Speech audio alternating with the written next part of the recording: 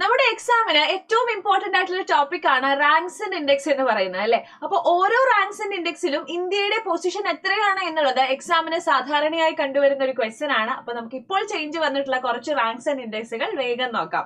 അതായത് corruption perception ഇൻഡെക്സിൽ ഇന്ത്യയുടെ rank വരുന്നത് 96 ആണ്. സോ എക്സാമിന് നമുക്കൊരു കോഡ് ആലോചിക്കാം.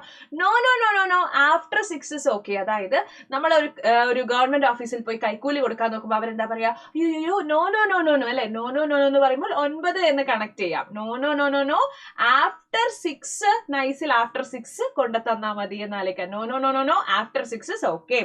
ഇനി ഗ്ലോബൽ ജെൻഡർ ഗ്യാപ്പ് റിപ്പോർട്ടിൽ ഇന്ത്യയുടെ പൊസിഷൻ 129 ആയിരുന്നു. ഇപ്പൊ എന്തായിട്ടുണ്ട്? വേൾഡ് എക്കണോമിക് ഫോറം പുറത്തുവിടുന്ന ഗ്ലോബൽ ജെൻഡർ ഗ്യാപ്പ് റിപ്പോർട്ടിൽ ഇന്ത്യയുടെ പൊസിഷൻ 131 ആയിട്ടുണ്ട് എന്നുള്ള കാര്യം ആലോചിക്കാം. 131. ഒന്നിന്റെയും ഇടയിലുള്ള ഗ്യാപ്പ് 0 പക്ഷെ ഇപ്പൊ എന്തായിരിക്കുന്നത്? 3. സോ 131. ഹാപ്പിനെസ് ഇൻഡെക്സിൽ ഇന്ത്യന്റെ പൊസിഷൻ വരുന്നത് 118 എന്നുള്ള കാര്യം ആലോചിക്കുക. Very important. അതായത് 1ാം വയസ്സിൽ നമ്മൾ കംപ്ലീറ്റ് ഹാപ്പി ആണ് അല്ലെ. പിന്നീട് 18ാം വയസ്സിൽ നമ്മൾ ഹാപ്പി ആവണമെങ്കിൽ നമ്മൾ ജോലിയൊക്കെ കിട്ടി നമ്മൾ ഒന്ന് സെറ്റിൽഡ് ആവുമ്പോഴാണ് 18 വയസ്സ് കഴിയുമ്പോൾ നമ്മൾ ഹാപ്പി ആവുന്നത്. സോ 118. ഒരു വയസ്സിൽ കംപ്ലീറ്റ് ഹാപ്പി, ഒന്നിനെ കുറിച്ച് ചിന്തിക്കേണ്ട. 18 വയസ്സാകുമ്പോൾ നമ്മൾ ജോലിയൊക്കെ കിട്ടി സെറ്റിൽ ആവുമ്പോഴാണ്, അതിനുവേണ്ടിയാണല്ലോ നമ്മൾ എല്ലാവരും പഠിക്കുന്നത് അല്ലെ, അപ്പോഴാണ് നമ്മൾ കംപ്ലീറ്റ് ഹാപ്പി ആവുന്നത്. സോ 118.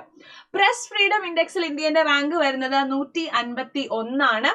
സോ വളരെ ഫ്രീ ആയിട്ടിരിക്കുന്ന 5 എന്താണ് 2 ഒന്നുകളുടെ ഇടയിൽ പെട്ടുപോയത് നിങ്ങൾ ആലോചിക്കുക. സോ പ്രസ് ഫ്രീഡം ഇൻഡെക്സിൽ ഇന്ത്യന്റെ പൊസിഷൻ വരുന്നത് 151. എനർജി ട്രാൻസിഷൻ ഇൻഡെക്സിൽ ഇന്ത്യയുടെ റാങ്ക് വരുന്നത് 71ാമത്തെ പൊസിഷൻ ആണ് എന്നുള്ള കാര്യം ആലോചിക്കുക. അതായത് എനർജി ട്രാൻസിഷൻ ആണ് അല്ലെ. അതായത് നമ്മളിങ്ങനെ എല്ലായിടത്തും നടന്ന് ടയേർഡ് ആയിരിക്കുമ്പോൾ നമുക്ക് എങ്ങനെയാണ് കുറച്ച് എനർജി കിട്ടുക? നമ്മൾ 7up കുടിച്ചാൽ നമ്മൾ ഭയങ്കര എനർജി ആവും അല്ലെ. 7up കുടിച്ചാൽ പിന്നെ ഫുൾ എനർജി, അങ്ങനെ ആലോചിക്കാം. ഓക്കെ, അപ്പോ 7